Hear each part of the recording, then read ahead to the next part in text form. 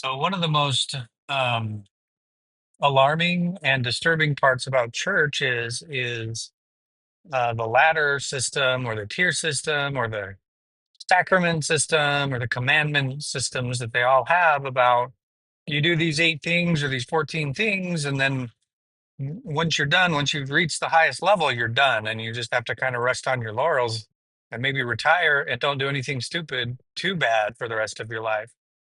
I mean, this happened to me growing up in the LDS church with, I'm ordained a deacon and later a teacher, then later a priest, and I serve as, presidents in those quorums or assistants, and then I'm ordained as an elder and I go serve a mission. And so I'm doing all the checklist items that a young man's supposed to do. I get the Melchizedek priesthood. I come home from a mission, and the pinnacle of everything in the LDS church is getting sealed and married to a spouse in the temple. And so I did that.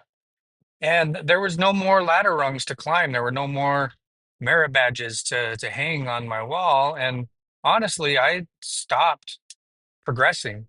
And I kind of fell into a rut, a decade-long rut. And I got stuck in devices. I started wasting all my time on frivolous things, video games and phone games, and just kind of checking out of life because according to the doctrine of the church, I had already accomplished all I needed to do, and I just not needed to keep going to church every week, and I was going to be saved. And what I've learned since then now is in the gospel, you're never done. You never arrive. It is an eternal progression. That's what eternal life is eternal progression. That means we never are done. There's always a next ladder rung to climb. And how do you progress? Well, you improve. You improve something about yourself. You become more perfect. You become more like Jesus. And so if you're in a spot where you are no longer improving, you're not on the path to eternal life.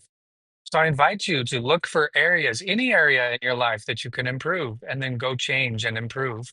And as you do that, more opportunities and more ideas on other ways to improve will come to you.